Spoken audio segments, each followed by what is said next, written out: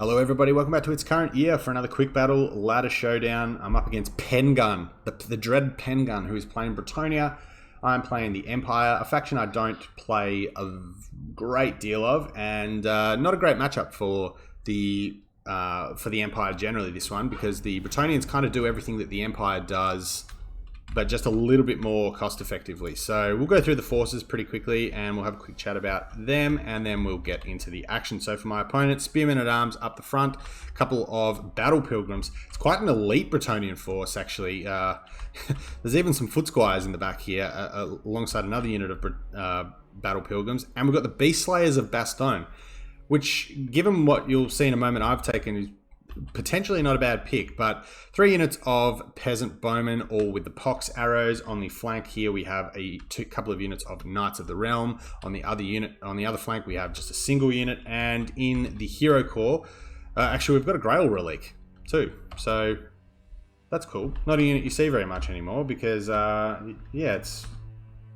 kind of just gone completely out of the meta. They used to be actually quite semi-common, but yeah, extra leadership and immune to psychology, as well as, yeah, it has Frenzy for its 50 weapon strength. That's pretty cool. And then the physical resistance as well. So it can be, you know, it's fairly cheap and not usually worth targeting.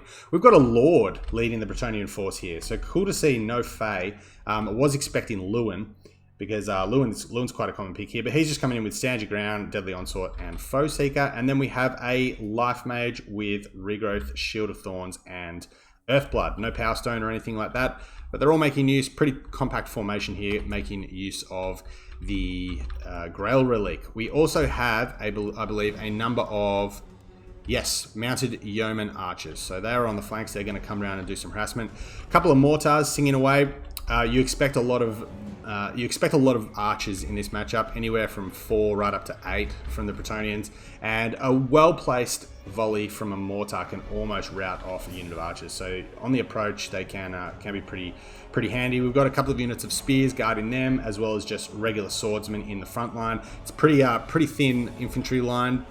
But we've got some backup from some crossbowmen, and then the real hitting power in this list is triple Demigryph Knights with halberds.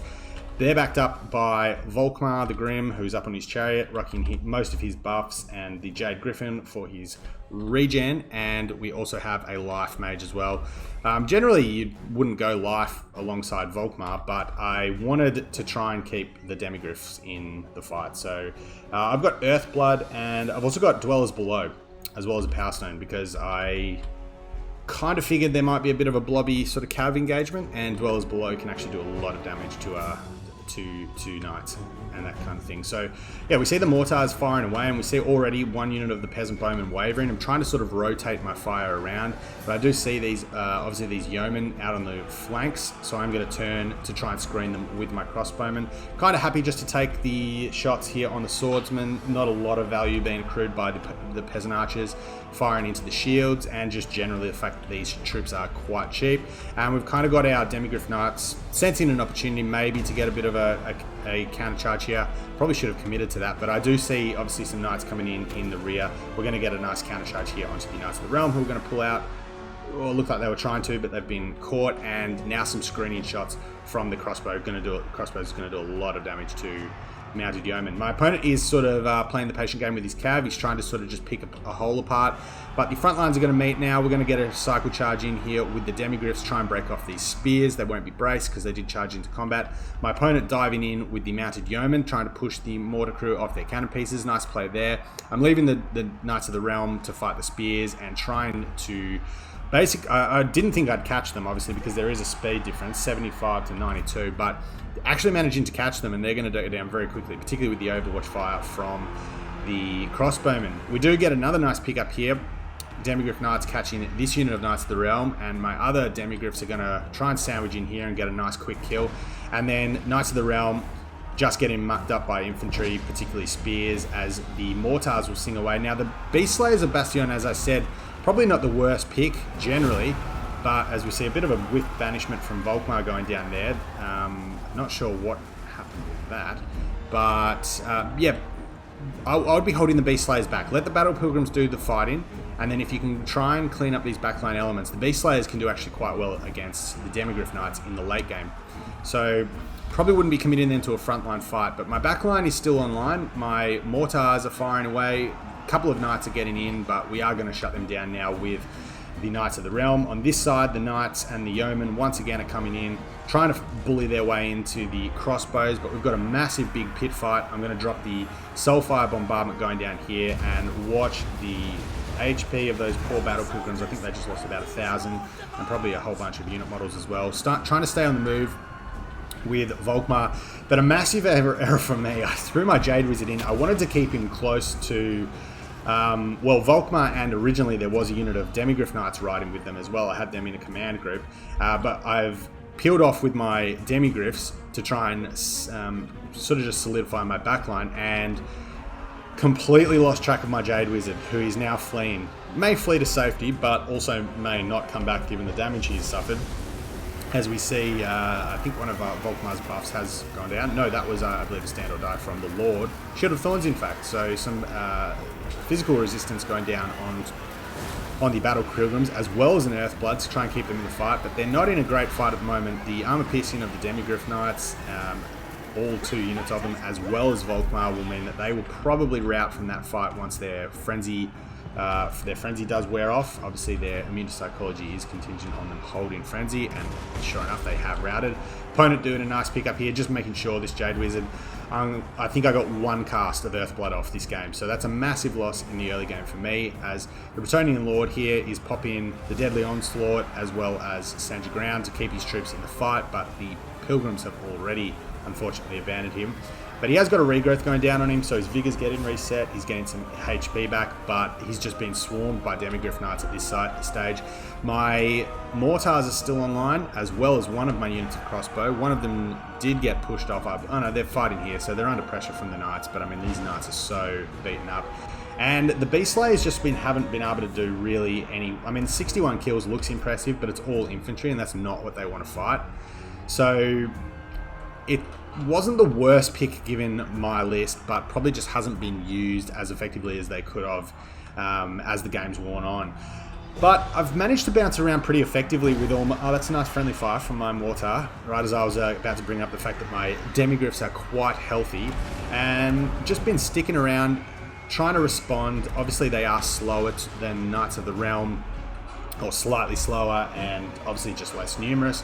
So just trying to use them as a rapid response unit, and even despite the lack of Earthbloods, and I didn't take regrowth, this unit's getting a bit beaten up, but they're doing some backline harassment now and keeping all this occupied while I just completely clean up everything over here.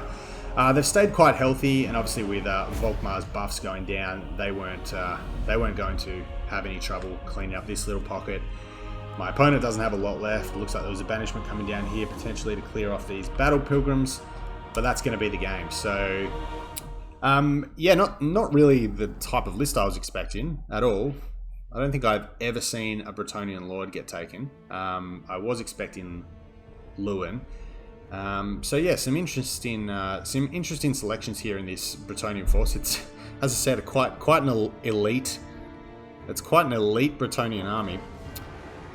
Grail Relic probably not needed because Battle Pilgrims with Frenzy are already immune to psychology.